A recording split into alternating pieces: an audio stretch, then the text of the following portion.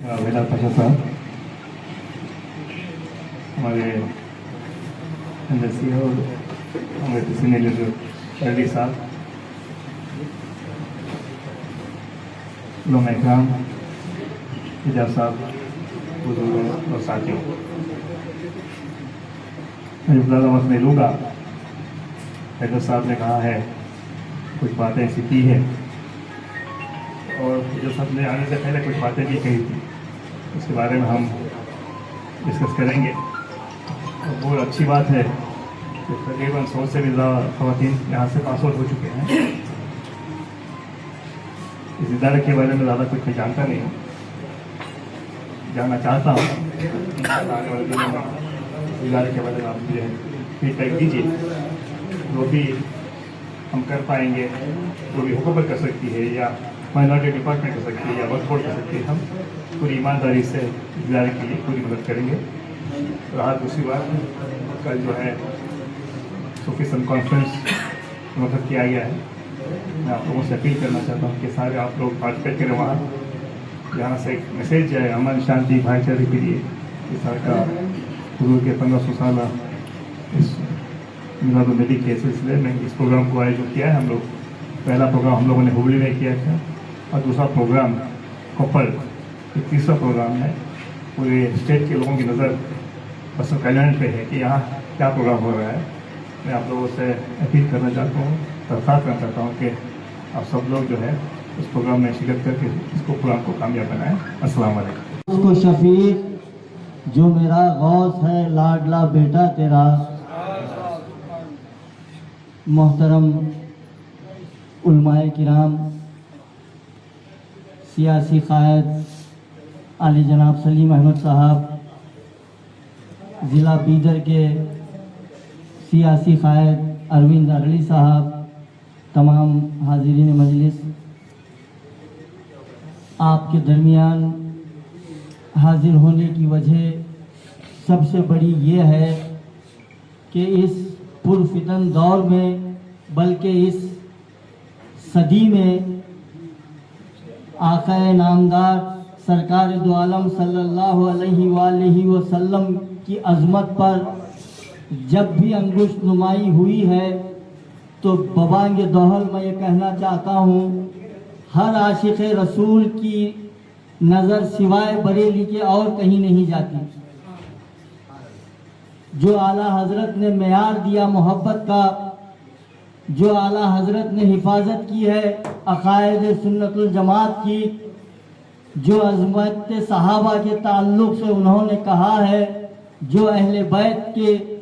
इज़्ज़त के मकामात उन्होंने बताए हैं, तारीख़ इस बात की गवाही देती है कि इस सदी में उस पल्ले का आलिम अभी तक अल्लाह ने पैदा नहीं किया। और मुझे फ़ख्र है कि मैं उस सिलसिले से वाबस्ता हूँ जहाँ जिस दर की तारीफ़ आला हज़रत ने जो की है, सारी दुनिया के सर जिस बारगाह पे झुके हैं, जो अज़मत गौसे आज़म उन्होंने बताई है, उस वो लाजवाब है। इस दौर में खा कितना ही क्यों गौसे आज़म का मुखालिफ क्यों ना हो, उसे इस बात को मानना पड़ेगा, अगर इस वक्त अपने अकीदे का मेयार बनाना है तो वो गौसे आज़म की तालीमात ही को अपनाना पड़ेगा। जो सहाबा के ताल्लुक़ से कलम हुजूर गौसे आज़म का उठा है, अगर कोई शख्स, अगर कोई क़ादरी अपने आप को गुलाम गौसे आज़म कहकर किसी एक सहाबी के ताल्लुक़ से एक ज़रा भी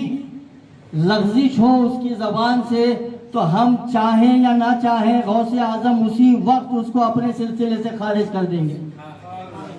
जिस तरह हिंदुस्तान के आइन की पाबंदी है हम पर, जिस तरह हिंदुस्तान के कानून को मानना, हिंदुस्तान के आइन की जो है नी वफादारी करना है, उसी तरह गौसे आज़म के अक़ीदे और सिलसिले की वफादारी है। जिस दिन हम हिंदुस्तान के क़वानीन के खिलाफ एक लफ्ज़ भी बोलेंगे तो सीधा देशद्रोही के कानून हम पे लग जाएंगे। हम दो कश्तियों में सवार हो ही नहीं सकते, या तो गौसे आज़म का अक़ीदा अपनाएं या खारिज हो जाए यहाँ से। कोई पूछने वाला नहीं, आप राज़ी बने, शिया बने, जो बनना है बने। ہم کو کوئی غرض نہیں ہے اسے، یہ واضح طور پہ ہمیشہ میں نے یہ کہا ہے۔ تو بہرحال آپ لوگوں سے، کیونکہ غائبانہ میں جانتا ہوں جو چیزیں ہوئی ہیں یہاں پر وہ میرے پیش نظر ہیں، آپ ہی کا پڑوسی نیلنگا میں رہنے والا ہوں، اور رہا جہاں تک بریلی کا تعلق ہے، تقریباً ایک زمانے قدیم سے بڑے بڑے علماؤں کی صحبت میں اللہ تعالیٰ نے مجھے بٹھایا ہے، اور ہمیشہ میرے پاس عرس میں خواہ وہ ڈاکٹر حسن رضا صاحب ہو، منصور علی خان صاحب ہو، عبید اللہ خان اعظمی ہو، مختلف امین القادری ہو، بہت سارے لوگوں کو میں نے جو ہے مدعو کیا ہے۔ دیگر 3-4 اسٹیٹ میں جہاں بھی پروگرام